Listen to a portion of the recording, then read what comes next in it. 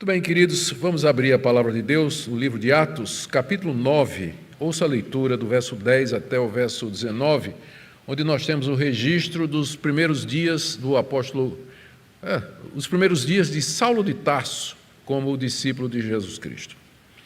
Atos, capítulo 9, de 10 a 19. Havia em Damasco um discípulo chamado Ananias. O Senhor lhe apareceu numa visão e disse: Ananias.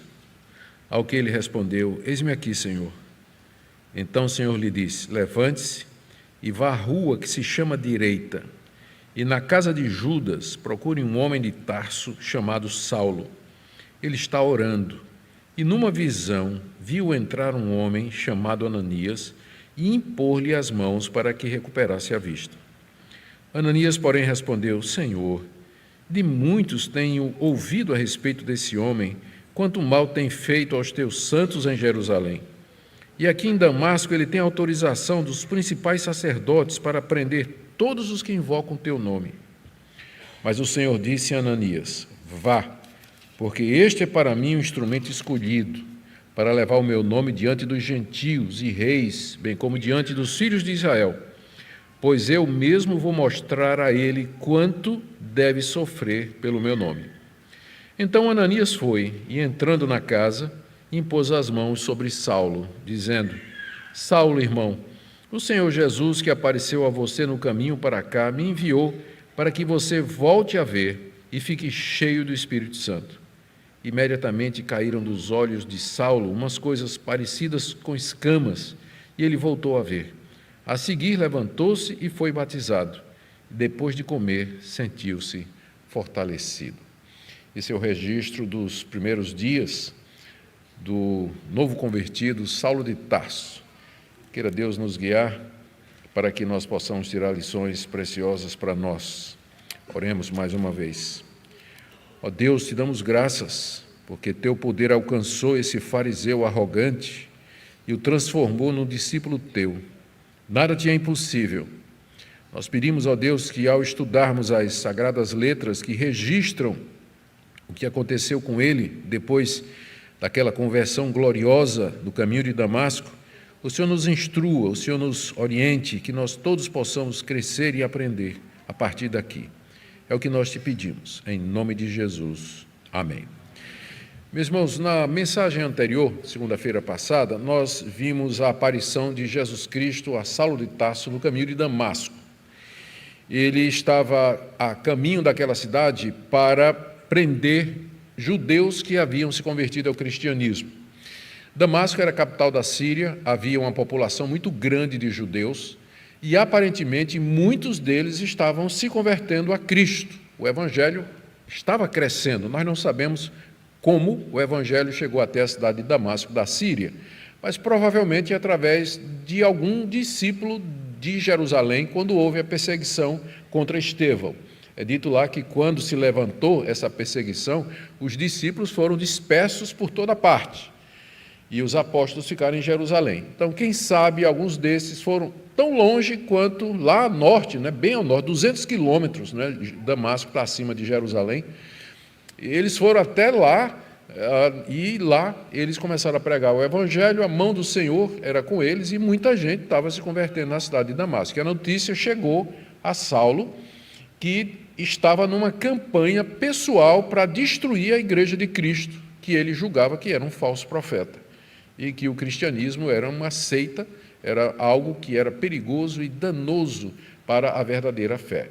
Então, depois de ter obtido a autorização dos sacerdotes, do Sinédrio, que é a autoridade maior de Israel, pedindo ajuda aos líderes das sinagogas de Damasco para que pudesse identificar que judeus criam em Jesus Cristo e levá-los presos de volta para Jerusalém, onde eles seriam julgados pelo Sinédrio e até mortos, como foi o caso de Estevão. No meio da estrada, no meio do caminho, chegando perto de Damasco, ele experimentou aquilo que é conhecido como a conversão dele. O Senhor Jesus lhe aparece em glória e ele se rende ali a Cristo, que se apresenta como sendo aquele que ele está perseguindo, e recebe orientações para ir até a cidade, não mais como perseguidor, mas agora como discípulo, e lá seria dito a ele o que haveria de fazer.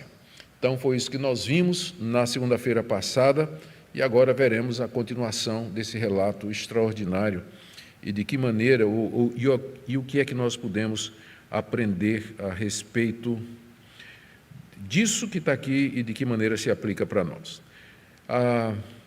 Nós lemos aí do verso 10 a 12 como o Senhor Jesus, mesmo Jesus que apareceu a Saulo, ele agora aparece a um crente chamado Ananias, numa visão, e o comissiona a que vá até onde está Saulo de Tarso para fazer algumas coisas. É bom lembrar que esse Ananias aqui não é o Ananias de Safira, não é? É o mesmo nome, mas são pessoas diferentes. O Ananias de Safira morreu no capítulo 5. Esse aqui, provavelmente, com certeza, né, era um desses muitos judeus que moravam em Damasco e que havia se convertido ao Senhor Jesus. Na segunda-feira passada, eu mencionei para vocês que o relato da conversão de Saulo e os primeiros dias dele como convertido aparece 3 vezes no livro de Atos. Aqui, narrado por Lucas, capítulo 22, quando Saulo, ele mesmo, conta o que aconteceu diante de uma multidão furiosa que queria linchá-lo lá em Jerusalém, e no capítulo 26, quando ele está diante do rei Agripa, e ele conta mais uma vez a sua conversão. Os 3 relatos dizem a mesma coisa, com algumas pequenas diferenças, algumas são importantes e eu vou mencionar à medida que a gente for tratando do texto. Vamos começar com uma contribuição de Atos 22, que diz que esse Ananias era um judeu piedoso segundo a lei. O que é que isso significa? Muitos judeus no século I que creram em Jesus, eles não deixaram de ser judeus. Eles continuaram a circuncidar os seus filhos, continuaram a guardar as festas de Israel, eles continuaram a trazer seus dízimos e ofertas ao templo, provavelmente pararam de oferecer sacrifícios, porque eles entenderam que aqueles sacrifícios apontavam para Cristo e não tinham mais significado. Mas ser cristão no século I não significava deixar de ser judeu. Ananias, por exemplo, é dito aqui no capítulo 22, se você quiser a referência, no verso 12, ele era um judeu piedoso segundo a lei, era um judeu convertido, mas ele continuava a guardar algumas coisas do judaísmo, que foi a mesma coisa que Pedro fez e os demais apóstolos, uma vez que eles eram judeus. O próprio apóstolo Paulo nos diz aqui, nós vamos chegar lá no livro de Atos, ele uma vez rapou a cabeça porque fez um voto, o apóstolo Paulo, e ele queria ir a Jerusalém em tempo da festa de Pentecostes, nós vamos ler aqui no livro de Atos. Então, ser um bom cristão não significava ser um mau judeu naquela época. Agora, isso terminou, porque com a destruição de Jerusalém no ano 70, com a destruição do templo, com a cessação do sacrifício, da ordem levítica e tudo mais, Deus colocou um ponto final no judaísmo, enquanto a religião que ele havia organizado e administrado para dela chegar o Messias e a igreja. Mas até esse período, até o ano 70, muitos judeus que se convertiam ao cristianismo, eles continuavam com algumas práticas judaicas. E era o caso desse Ananias aqui. Ele era um judeu piedoso, temente a Deus e que tinha encontrado a esperança de Israel, que era Jesus Cristo. Diz também o texto que ele tinha bom testemunho de todos os que moravam em Damasco. Por que isso é importante? É importante pelo papel que ele vai desempenhar nos passos seguintes agora. Ele vai, nada mais, nada menos do que oficializar a entrada, vai receber Saulo de Tarso como membro da igreja cristã do primeiro século. Ele vai ser a pessoa que Deus levantou para fazer isso. Então, era necessário que fosse alguém de boa reputação, alguém que fosse conhecido, alguém que tivesse as qualificações necessárias para isso aí. Diz aí no verso 10 que o Senhor Jesus apareceu a ele numa visão e disse: Ananias, e ele respondeu: eis-me aqui, Senhor. É importante lembrar, é importante notar a diferença disso aqui do que aconteceu com Saulo, e eu mencionei isso na segunda-feira passada. O que aconteceu com Saulo no caminho de Damasco foi que Cristo apareceu a ele. Era um fenômeno que podia ser observado, não só por Saulo, mas por outras pessoas. Nós vimos que os companheiros de Saulo, eles ouviram a voz e viram a luz. É diferente do que aconteceu aqui com Ananias. Ananias teve uma visão. Se tinha mais gente ao lado de Ananias, ninguém viu nada, porque só quem estava vendo era Ananias. O Senhor Jesus apareceu a Ananias numa visão. Por que é diferente? Porque no caso de Saulo de Tarso, como ele estava sendo chamado para ser apóstolo dos gentios, era necessário que ele visse o Cristo ressurreto. Cristo glorificado no corpo da sua ressurreição era uma das marcas do verdadeiro apóstolo, porque o apóstolo tinha que ser testemunha da ressurreição de Jesus Cristo, por isso Cristo apareceu no caminho de Damasco. É diferente da visão de Ananias. Ananias teve uma visão e Cristo estava nessa visão. E então ele chama Ananias, ele chama Ananias, responde aqui, lembra Samuel, não é? Quando a voz do Senhor acordou o menino Samuel no templo, né? Samuel, e ele diz: eis-me aqui, não é? A resposta de Ananias é parecida: eis-me aqui, Senhor, estou pronto a te servir, não é? Pelo menos é o que parecia até ele escutar o que é que Jesus queria que ele fizesse, né?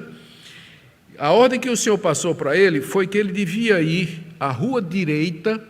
Dizem os estudiosos que essa rua existe até hoje lá em Damasco, que ele deveria ir à rua direita e lá procurar a casa de um homem chamado Judas. Mais uma vez, não é nenhum dos Judas que a gente conhece dos evangelhos. Judas era um nome extremamente comum e nada mais é dito a respeito desse Judas, e nem porque Saulo estava na casa dele. A gente não sabe se Judas era um judeu convertido, como Ananias, provável. A gente não sabe se ele era um judeu e que soube que Saulo estava ali e acolheu Saulo. Mais provável é que ele também era um discípulo de Jesus na cidade de Damasco, e era lá que Saulo estava. Ao mesmo tempo em que Ananias estava recebendo essa ordem, ele descobre aqui, o Senhor Jesus diz a ele que Saulo também teve uma visão, não é? Que era distinto daquilo que tinha de acontecido no caminho de Damasco. E nessa visão, ele tinha visto um homem chamado Ananias chegar até ele, impor as mãos e curá-lo, porque ele tinha de fato ficado cego. Às vezes tem um clarão, quando ele está dirigindo, né? E vem um carro do lado de lá com a luz alta, ofusca. Mas depois que o carro passa, a gente volta a enxergar normal. Não foi isso que aconteceu com Saulo. Ele não ficou ofuscado assim, não é, com a glória da aparição de Cristo. Ele ficou cego mesmo, ele não conseguia ver de maneira nenhuma. Então, nada menos do que um milagre era necessário. E o Senhor Jesus, ao aparecer nessa visão a Ananias, ele diz que ele deveria procurar Saulo. Saulo tinha tido uma visão e ele estava orando. Gente, quando eu li isso aqui, né, qual foi a coisa que Jesus disse para Ananias para convencer Ananias de que Saulo tinha se convertido? Ele está orando. Essa é a primeira coisa que a pessoa convertida faz. Ele ora. É como um neném, quando nasce, como é que a gente sabe que ele está vivo? Ele grita. É isso, ele berra, às vezes dá até, parece que um tapinha, né? Eu não sei nem se foi proibido também, que hoje em dia não pode bater nos filhos, né? Então não sei nem se pode isso aí. Mas a primeira evidência de que alguém se converteu é que ele ora. E foi esse o ponto aqui que Jesus usou para convencer Ananias de que Saulo estava convertido. Vá lá na casa de Judas, na rua direita, procura por um homem de Tarso chamado Saulo, porque ele está orando. Ou seja, ele é discípulo também, ele está orando. Essa é a primeira evidência de alguém que genuinamente se converteu ao Senhor Jesus. Ele ora, ele busca a presença do Senhor. E nessa oração, à medida que orava, ele teve essa visão que eu já disse aí para os irmãos. Que coisa maravilhosa, né? A gente fica pensando, por que uma visão para Ananias, uma outra visão para Saulo? Porque era importante convencer Saulo de que Ananias era alguém enviado pelo mesmo Cristo que lhe apareceu no caminho de Damasco, de que ele não tinha tido um sonho, ou que ele não tinha imaginado coisas, mas o que aconteceu com ele era bem real. Era preciso convencer, porque o drama, o trauma daquela aparição de Jesus a Saulo no caminho de Damasco foi devastador na mente daquele fariseu. De repente, o mundo dele se viu virado de cabeça para baixo. Então, era preciso todas essas medidas para dizer para ele: Saulo, o que aconteceu com você foi real. A prova é que, olha, você está vendo esse homem chamado Ananias aqui, nessa visão? Ele vai entrar e vai pôr as mãos sobre você. E não deu outra, Ananias, ao mesmo tempo, Jesus aparecendo a Ananias, dizendo: vai lá na casa de Judas, na rua direita, e você vai pôr as mãos sobre Saulo de Tarso. E aí, isso visa convencer tanto Ananias quanto Saulo de que aquilo tudo procedia da parte de Deus. Que coisa extraordinária. A sabedoria de Deus em fazer tudo isso. Bom, do verso 13 a 14... a gente vê, Lucas mostra como Ananias receiou obedecer para encontrar-se com Saulo de Tarso. Diz aí no verso 13, e a resposta dele foi essa: Ananias, porém, né? A gente fica perguntando, rapaz, a pessoa teve uma visão de Cristo e vem com um porém, né? O Senhor disse isso, porém, então, mas aparentemente o medo que ele tinha de Saulo de Tarso era maior do que qualquer outra coisa que ele sentia, né? Porém respondeu: Senhor, de muitos tenho ouvido a respeito desse homem, quanto mal tem feito aos teus santos em Jerusalém, e aqui em Damasco ele tem autorização dos principais sacerdotes para prender todos os que invocam o teu nome. Muitas pessoas, Ananias tinha ouvido falar de Saulo e da sua campanha mortal contra os cristãos. A fama de Saulo tinha chegado até em Damasco. Lembre que naquela época as notícias não andavam tão rápido como hoje, mas a notícia de quem era Saulo já tinha chegado lá nas sinagogas de Damasco. E diz aí o texto que Ananias se refere que muitas pessoas disseram isso. Provavelmente ele tinha ouvido falar disso nas sinagogas. Aqui é outro ponto interessante. Os judeus que se convertiam a Cristo, nem todos eles saíam de suas sinagogas. Na verdade, tinha sinagogas inteiras que se converteram a Cristo, e eles continuaram como sinagogas. Uma das evidências que a gente tem, só para um detalhe para vocês aqui, curioso, uma das evidências que a gente tem de que a carta de Tiago, ela é uma das primeiras cartas que foi escrita, é um detalhezinho, é no capítulo 2 da carta de Tiago, se você quiser abrir aí, Tiago, capítulo 2, quando ele diz assim, falando sobre acepção de pessoas. Rapaz, minha mão está seca, não consigo nem passar aqui. Passou. Ele diz assim, capítulo 2, meus irmãos, vocês não podem ter fé no nosso Senhor Jesus Cristo, Senhor da glória, e ao mesmo tempo tratar as pessoas com parcialidade. Porque se entrar na sinagoga de vocês, eu estou lendo a Nova Almeida atualizada. A Almeida, a antiga, não traz sinagoga, mas a atualizada já traz o original.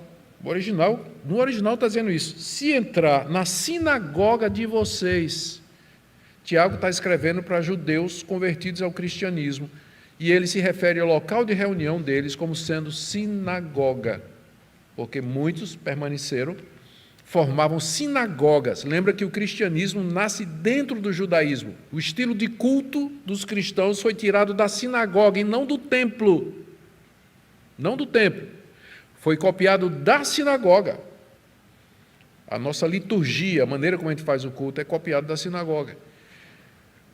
Então, entendo, Ananias continuava frequentando a sinagoga dele em Damasco, apesar de ser um cristão, ele tinha se convertido ao Senhor Jesus, e lá ele ouviu essas notícias, vinha ouvindo essas notícias a respeito de Saulo de Tarso e da perseguição que ele estava movendo contra os cristãos em todo lugar, e que ele estava vindo para Damasco para prender todos os judeus que invocavam o nome de Jesus. Veja, aqui, quando ele diz, final do verso 14, ele tem autorização dos principais sacerdotes para prender todos os que invocam o teu nome. Como é significativo isso?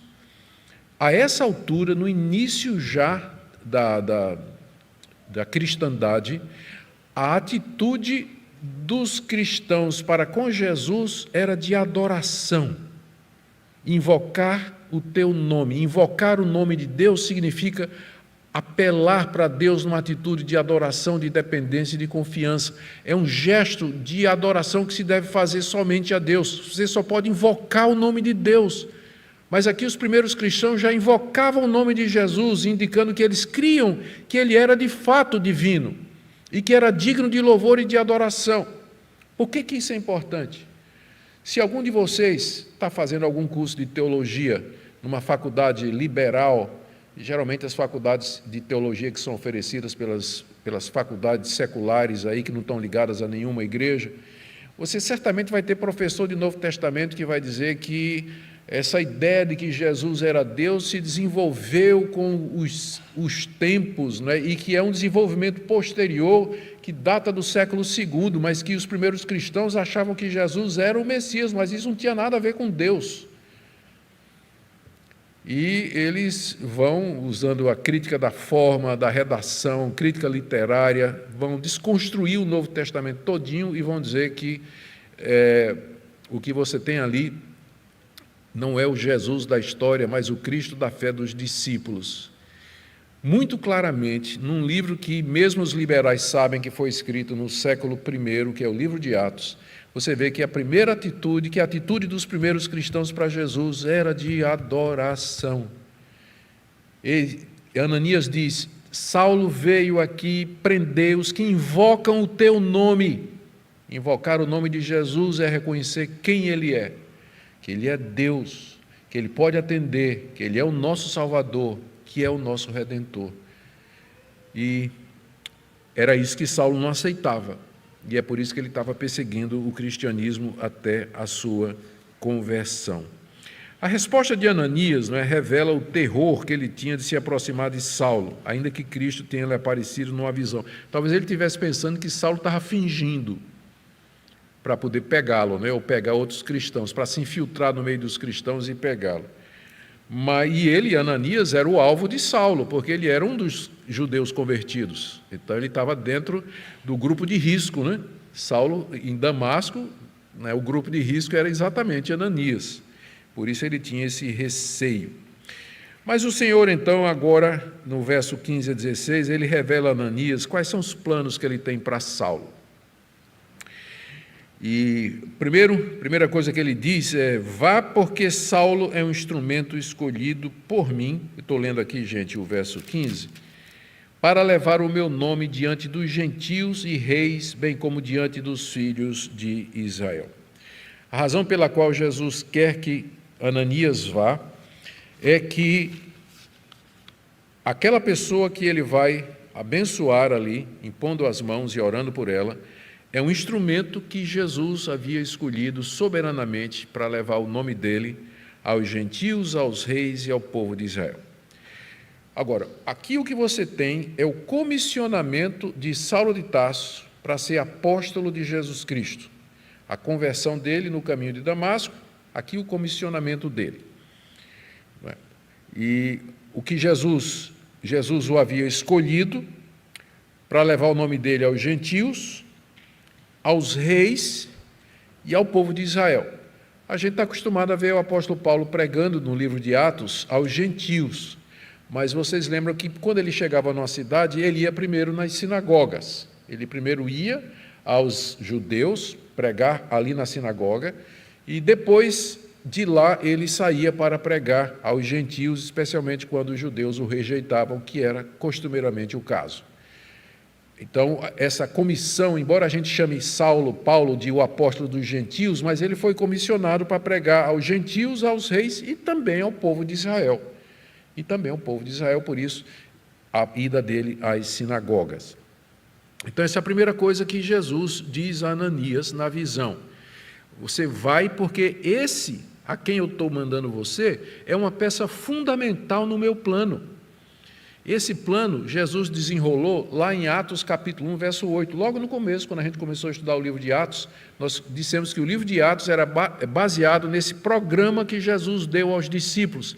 Vocês serão minhas testemunhas em Jerusalém, Judeia, Samaria e até os confins da terra. Aqui Jesus está levantando aquele que ia cumprir a parte 2, a última parte, levar o evangelho até os confins da terra. Então, Ananias, vá, você não tem ideia de quem é essa pessoa que está orando. Você não tem ideia de quem é esse que está lá, de joelhos, clamando, cego, aturdido. Você não tem ideia. Ele é a pessoa que eu levantei para levar o meu nome diante das autoridades, das nações e do meu povo de Israel. Vá. E disse mais, a segunda coisa que ele disse a Ananias, eu vou mostrar a ele o quanto ele tem que sofrer pelo meu nome, está aí no verso 16. Não é muito fácil entender por que o Senhor Jesus disse isso, né, a Ananias, assim, do tipo, Ananias, vá, porque eu vou mostrar para ele o quanto ele vai ter que sofrer por causa do meu nome. Eu vejo duas explicações possíveis para essa frase aí. Primeiro, Jesus está dizendo, ele vai entender o sofrimento que ele causou aos meus discípulos, porque Saulo de Tarso fez muito mal ao povo de Deus. Em Jerusalém, é dito aqui, que ele fez muito mal aos crentes de Jerusalém. Castigava, chicoteava, dava o voto de morte, e homens e mulheres ele arrastava para a prisão e devastava, esse é o termo que é usado, ele devastava a igreja, Saulo de Tarso, grande perseguidor. Agora ele vai sentir o quanto ele vai sofrer pelo meu nome. Então, essa é a primeira coisa que me vem à mente. O Senhor Jesus, claro, Saulo foi perdoado, né? Fez tudo isso na cegueira, na ignorância do coração dele, absolutamente fanático, sem entender o que estava fazendo, arrependido. Nós lemos nas cartas dele as declarações de arrependimento dele, não há dúvida nenhuma, mas pecados trazem consequências. Embora Saulo de Tarso tenha sido perdoado, a vida dele seria marcada pelo sofrimento, porque ele perseguiu a igreja de Deus daquela maneira. Nosso Deus é a mesma coisa hoje, funciona da mesma forma hoje. Se você pecou, se você se arrependeu, sinceramente confessou o seu pecado, você pode crer no perdão de Deus. Você não será condenado pelo seu pecado, mas as consequências permanecem. E Deus usa as consequências para nos ensinar a seriedade do pecado, a gravidade do pecado, para dar exemplo para outras pessoas, para que elas temam também e para que nós não repitamos aquele procedimento que gerou todo esse sofrimento. Eu penso primeiro que essa é a razão. A segunda razão pela qual Saulo deveria sofrer pelo nome de Jesus é para que ele pudesse entender melhor o caminho da cruz. O apóstolo Paulo, de todos os apóstolos que a gente sabe, foi o que mais sofreu. Só na correspondência aos Coríntios, ele traz 5 listas de sofrimentos. Ele fala de prisão, chicotada, apedrejamento.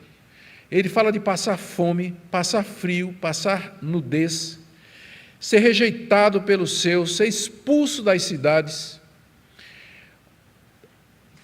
Problemas, angústias e dores que não aparecem, a gente não vê relacionado, por exemplo, com Pedro. Não temos nada aqui no livro de Atos, por exemplo, ou nas cartas de Pedro, que fale que ele sofreu ao menos metade do que o apóstolo Paulo sofreu. De todos os apóstolos, provavelmente quem mais sofreu foi o apóstolo Paulo. E é por isso que talvez ele seja aquele que mais oferece orientação clara, bíblica e profunda sobre como os cristãos deveriam se comportar debaixo do sofrimento. Por exemplo, segundo aos Coríntios, que carta sobre o sofrimento. Eu considero um dos melhores lugares para você ir para encontrar conforto, é segundo aos Coríntios. Romanos capítulo 8, quando ele fala dos sofrimentos do tempo presente. Romanos capítulo 5, quando ele fala que o sofrimento produz perseverança e produz esperança, e a gente deve se regozijar nisso. A carta aos Filipenses, ainda que eu seja morto por causa do Evangelho, mas eu me regozijo nisso, sei passar necessidade. As cartas de Paulo são cheias de consolo, de orientação de um homem que experimentou o que é sofrer por conta de Cristo. E é lá que a gente encontra tanta consolação e esperança quando nós sofremos e passamos por angústias também. Eu vou mostrar para ele o quanto ele deve sofrer por causa do meu nome. Eu estou me lembrando agora lá da 2 Coríntios, capítulo 4, quando Paulo diz assim, que nós temos esse tesouro em vasos de barro, para que a glória seja de Deus e não de nós. Quem não lembra do espinho na carne, a história do espinho na carne, segundo aos Coríntios, capítulo 12, ele vivia com espinho na carne, e ele pediu a Deus, 3 vezes para que Deus tirasse o espinho da carne dele, e Deus disse, não, a minha graça te basta. O espinho na carne faz parte disso que Jesus disse a Ananias, eu vou mostrar para ele o quanto ele deve sofrer por causa do meu nome. O apóstolo dos gentios. É por isso que eu não creio em teologia da glória, ou seja, uma teologia ou um evangelho que engana as pessoas e que fala que se você está sofrendo, passando por necessidade, é sinal de que Deus está irado com você, sinal de que você não tem fé, é sinal de que você se afastou dos caminhos de Deus, que você está desviado.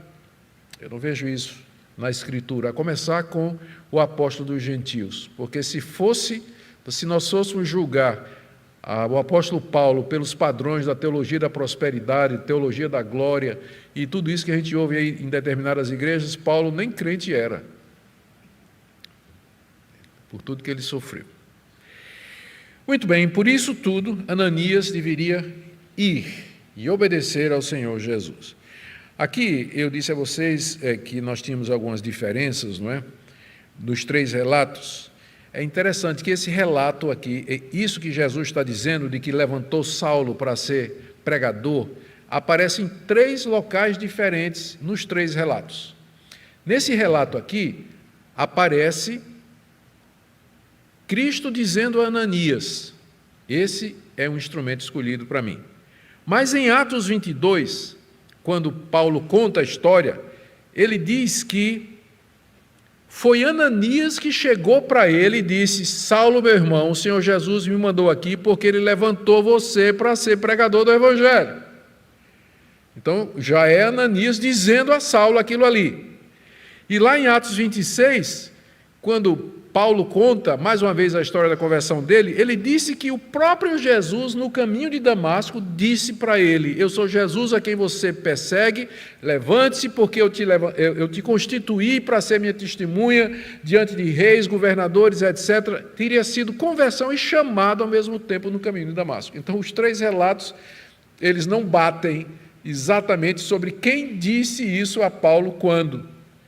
E a solução que a gente encontra para isso é um combinado, não é? Porque uma vez que a gente crê que a Bíblia é a palavra de Deus e que ela não se contradiz, sempre quando a gente encontra uma dificuldade dessa, a solução é a harmonização, procurar uma saída para harmonizar os relatos. E uma saída é essa. Jesus, de fato, quando apareceu a Saulo no caminho de Damasco, o convocou para ser apóstolo. Quando apareceu a Ananias, repetiu a convocação, que, por sua vez, contou a Saulo, que ouviu pela segunda vez, para que ele tivesse plena certeza de que aquilo tudo vinha do Senhor. É que a gente talvez não calcule, irmãos, a seriedade e a importância do que está acontecendo aqui, porque a partir daqui o livro de Atos vai tomar um outro caminho. A igreja vai tomar um outro caminho a partir da conversão desse judeu chamado Saulo de Tarso. Por isso, então, 2 visões, 3 chamados, né, para que ficasse claro que tudo isso vinha de Deus que estava trabalhando na operacionalização do seu plano. E aí nós vamos para o final do verso 17 a 19, quando Saulo se torna oficialmente um discípulo de Cristo. Ananias finalmente vence o medo e vai até a casa de Judas, na rua direita, e entra na casa, verso 17, Ananias foi e entrou na casa, ele impõe as mãos sobre Saulo, ele era um crente comum, ele não era apóstolo, não era presbítero, não era diácono, era um crente comum, mas ele havia sido comissionado diretamente por Jesus Cristo. Jesus apareceu para ele e lhe deu essa comissão. Então ele tinha autoridade direta dada por Jesus para fazer aquilo ali. Então ele chega e impõe as mãos sobre Saulo. Imposição de mãos na Bíblia significa transferência de alguma coisa. No Antigo Testamento, imposição de mãos era feita para a unção. Aliás, no Antigo Testamento, a imposição de mãos não era muito comum, geralmente era feita a unção. O sacerdote era ungido, de acordo com a lei de Moisés, por sua vez, o sacerdote ungia o rei, de acordo com a lei de Moisés.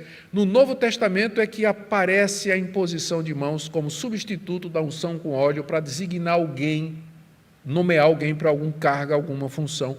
O que você tem é a imposição de mãos no Novo Testamento. E Ananias aqui é comissionado a fazer isso. Ele vai ali instalar, vai consagrar o apóstolo Saulo de Tarso como sendo pregador do Evangelho, ordenado pelo próprio Senhor Jesus de maneira direta. Ele declara, aí depois disso, depois de impor as mãos sobre Saulo, ele declara porque veio até Saulo, a quem agora chama de irmão. É importante isso aqui, não é? Quando Jesus primeiro apareceu, disse, esse homem fez muito mal a muita gente. Mas depois que o Senhor Jesus retrucou, ele agora já chama Saulo de Saulo, meu irmão. Então, ele já está convencido realmente da conversão de Saulo e que tudo aquilo vinha da parte do Senhor. E ele declara por que veio. Ele diz que foi enviado pelo mesmo Senhor que lhe apareceu. Notem a ênfase aí, ó. No verso 17, Saulo, irmão, o Senhor Jesus que apareceu a você no caminho para cá. É o mesmo Senhor. Você não teve uma alucinação. É o mesmo Senhor que está me mandando aqui para fazer isso aqui, ó. Primeiro, que você volte a ver. Ele tinha ficado cego. Segundo, que você fique cheio do Espírito Santo. E terceiro, que você cesse o jejum e se sinta fortalecido, que foi exatamente isso que aconteceu. Vejamos essas três coisas rapidamente aí para a gente terminar. Bom, primeiro, ele impôs as mãos, orou, caíram algumas coisas dos olhos de Saulo, parecido com escamas. A gente não sabe o que era, né? Não tem ideia do que é isso aí. E ele voltou a ver. Ele tinha ficado cego realmente. Então, o que você tem ali é um milagre. Com a imposição de mãos de Ananias, Saulo é curado da cegueira. Ele volta a ver outra vez. Segunda coisa, Ananias diz que foi enviado também para que ele ficasse cheio do Espírito Santo. Ananias impõe as mãos sobre Saulo, e ele fica cheio do Espírito Santo. Não é que ele não tinha o Espírito Santo, eu creio que ele passou a ter o Espírito Santo no momento em que ele creu em Jesus. Mas agora se trata da unção necessária para o ministério que ele haveria de exercer. A capacitação, o poder do Espírito Santo. Você vai ficar cheio do Espírito. Não é assim, você vai receber o Espírito. Ele já tinha. Mas você vai ficar cheio desse Espírito para aquilo que você vai fazer. Note que nenhuma evidência é dada dessa plenitude, como nos outros relatos que nós vimos. Falar em línguas, profetizar. Nada. A evidência de que ele ficou cheio do Espírito Santo, nós vamos ver segunda-feira que vem, é que ele sai dali para pregar os judeus de Damasco. Ele vai para as sinagogas, vai para todo lugar pregando, e as multidões começam a se converter, e muita gente começa a ficar com raiva, e ele tem que fugir de Damasco. Essa é a evidência de que ele ficou cheio com o Espírito Santo. Não é apresentado aqui nada extraordinário, mas a ousadia e a coragem para pregar o Evangelho, que é a maior evidência realmente de que alguém está cheio do Espírito Santo. É que ele testifica de Cristo com ousadia. Eu quero terminar aqui, gente, perguntando o que é que a gente pode aprender dessa passagem. Ela tem tantas coisas preciosas, não é? Mas a primeira que eu queria destacar é a soberania de Deus na escolha dos seus instrumentos. Vai, Ananias, porque esse é um instrumento escolhido. Quem escolheu foi Cristo. Não foi Saulo que escolheu Jesus, mas foi Jesus que escolheu Saulo. Você pode me dizer, não, mas ele escolheu somente para o serviço. Mas ele ia usar alguém que não era convertido? Escolher alguém para fazer um serviço desse implica que ele se converta. Implica na conversão dele. Então, a soberania de Deus na conversão de pecadores e no levantamento de pessoas improváveis que ele quer usar para a sua glória. Isso nós temos que admitir. Você pode dizer que você tem dificuldade em compreender esse conceito, como é que isso se harmoniza com a liberdade humana, o arbítrio humano. Eu sei que é um assunto complexo, mas tem uma coisa que você não pode negar, que está aqui. Está muito claro. Esse é um instrumento escolhido. Quem escolheu fui eu. Se você não compreende, é entre você e o Senhor, né? Faça como Ananias. Senhor, mas... né? Faça como Ananias, converse com ele. Mas que está aqui, está. Que está aqui, está. Soberania de Deus através da história em levantar aqueles que Ele quer para fazer sua obra, o que implica na consagração. Segundo ponto que eu considero muito importante aqui é que Deus usa irmãos desconhecidos. Quem era Ananias? Deus usa irmãos desconhecidos para realizar seus planos mais grandiosos.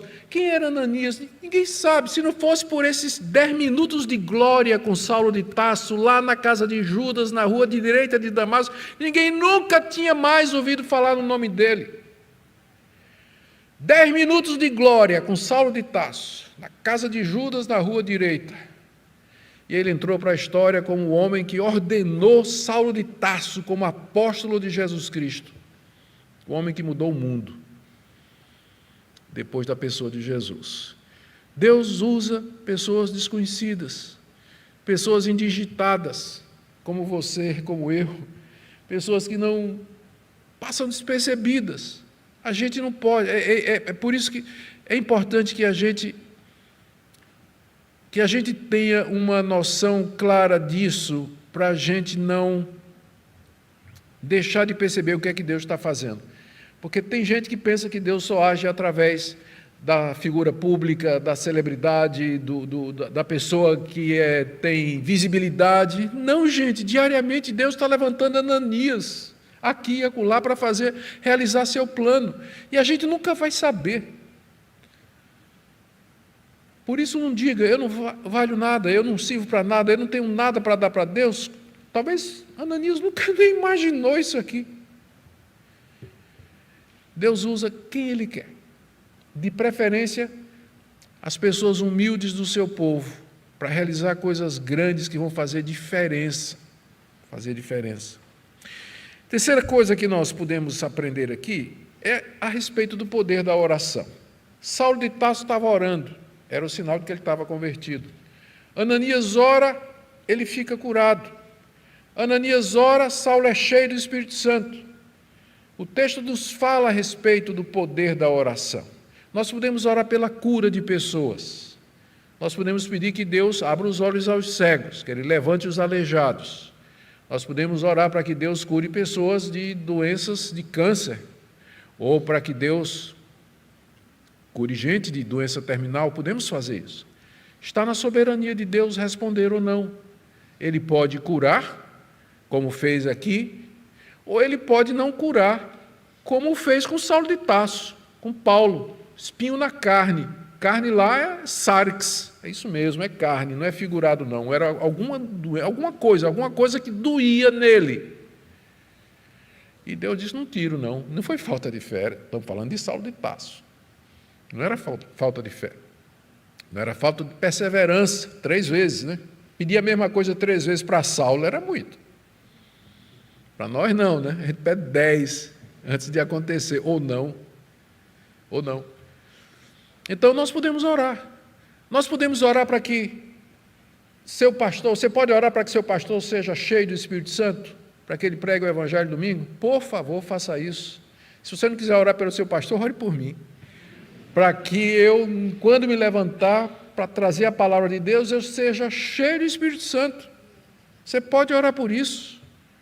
Pode orar por você e pelos outros. Aprendemos isso aqui. Nós podemos também lembrar, finalmente, devemos lembrar, a providência de Deus em preparar as coisas que dariam andamento às etapas da sua agenda de evangelização do mundo. Por trás de tudo isso está a mão soberana de Deus, aparecendo a Saulo, levantando Ananias, atendendo às orações, nomeando Saulo para essa tarefa. Tudo isso é soberania de Deus, a graça do nosso Deus. E eu creio que Deus se agrada quando nós reconhecemos isso, que a sua providência se estende a todas as coisas. Quando você percebe isso, você vai enfrentar as dificuldades melhor, porque o mesmo Deus que está por detrás desse sofrimento é o mesmo Deus que pode tirá-lo, é o mesmo Deus que pode intervir, é o mesmo Deus que pode fazer com que você não seja tentado mais do que você pode suportar. Deus guiando a história. Esse é o Deus que a Bíblia fala. Não é um Deus pequeno que é dominado e controlado pelas decisões humanas, mas é um Deus que vai realizar o seu plano, sem que Ele nos torne robôs, autômatos, violente a nossa vontade de uma maneira misteriosa. Nós faremos a vontade dEle voluntariamente, porque queremos e porque o amamos.